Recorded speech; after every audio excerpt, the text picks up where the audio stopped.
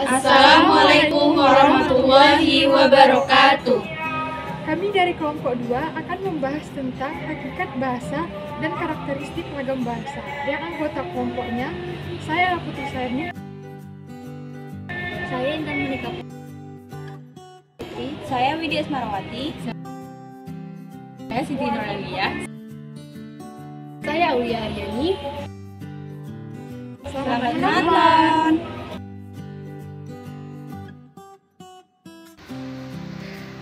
Yang pertama, pentingnya bahasa. Mengapa bahasa itu penting?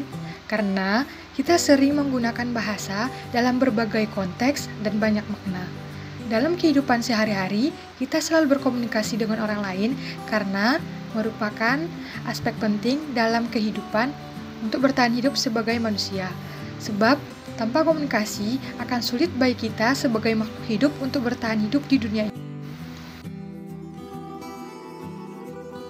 Bahasa adalah alat komunikasi antar manusia yang berupa lambang bunyi yang berasal dari mulut yang merupakan alat ucap manusia. Bahasa terdiri dari kumpulan kata-kata yang setiap katanya mengandung makna dan hubung abstrak dengan suatu konsep. Fungsi dan kedudukan bahasa. Yang pertama, fungsi bahasa, yaitu yang pertama sebagai alat interaksi dengan manusia dan sebagai identitas suku bangsa. Yang kedua, untuk mengungkapkan perasaan kepada manusia. Yang ketiga, sebagai alat untuk mengadakan integrasi dan adaptasi sosial. Dan yang keempat, sebagai alat kontrol sosial. Kemudian kedudukan bahasa. Yang pertama sebagai bahasa nasional, seperti lambang kebanggaan nasional, identitas nasional, alat pemersatu berbagai ragam masyarakat yang berbeda latar belakang sosial, budaya, dan bahasanya, dan alat penghubung antar budaya. Lalu yang kedua, sebagai bahasa resmi atau negara, seperti bahasa resmi kenegaraan, bahasa pengantar dalam dunia pendidikan, alat penghubung pada tingkat nasional serta kepentingan pemerintah, dan alat pengembangan kebudayaan, ilmu pengetahuan, dan teknologi.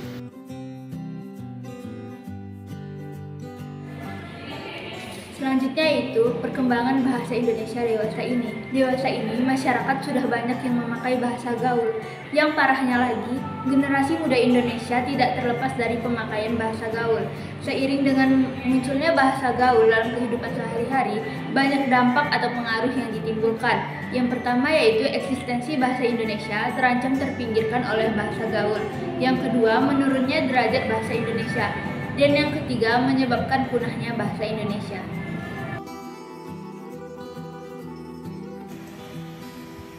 Selanjutnya, kita akan membahas mengenai karakteristik ragam bahasa.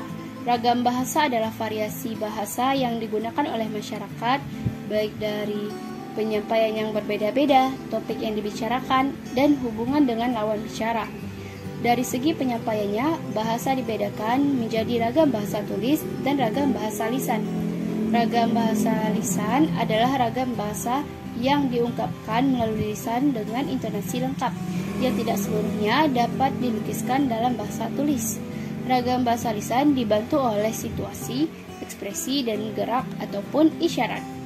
Perbedaan ragam lisan itu ditentukan oleh suasana atau lingkungan pemakaian bahasa, oleh isi tuturan dan penuturnya.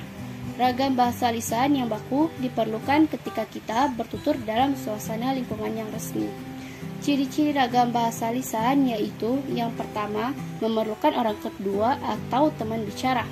Yang kedua, tergantung situasi, kondisi, ruang, dan waktu.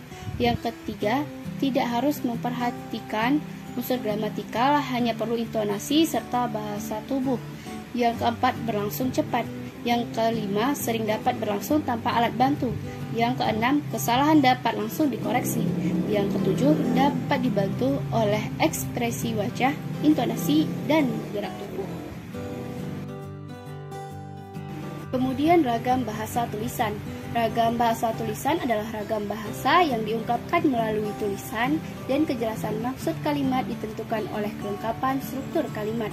Ragam bahasa tulis mengenal huruf kapital, huruf miring, tanda kutip, tanda petik, paragraf yang tidak ada padanannya dalam bahasa lisan. Ciri-ciri ragam bahasa tulisan yaitu tidak memerlukan orang lain atau teman bicara, tidak tergantung kondisi, situasi, ruang, serta waktu. Yang ketiga, harus memperhatikan unsur gramatikal.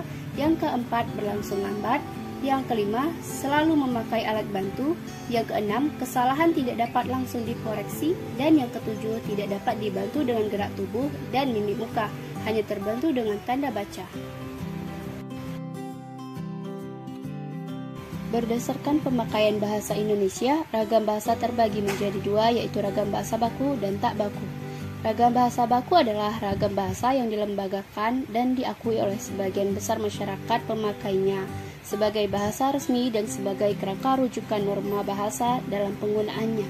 Bahasa baku adalah bahasa yang baik tata tulis, kosakata maupun tata bahasanya sesuai dengan hasil pembakuan bahasa.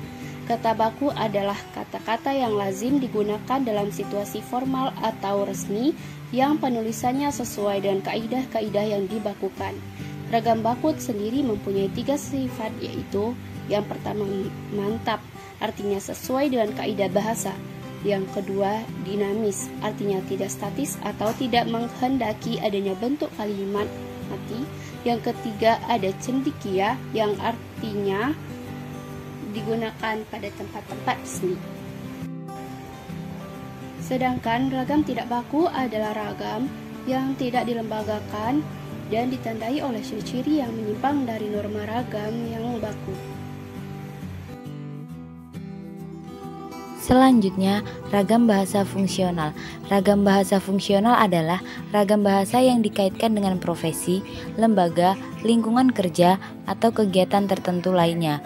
Ragam fungsional juga dikaitkan dengan keresmian keadaan penggunanya. Yang kedua ada ragam sosial. Ragam sosial yaitu ragam bahasa yang sebagian norma dan kaidahnya didasarkan atas kesepakatan bersama dalam lingkungan sosial yang lebih kecil dalam masyarakat. Sekian penjelasan dari Blog Semarti. Thank you for watching.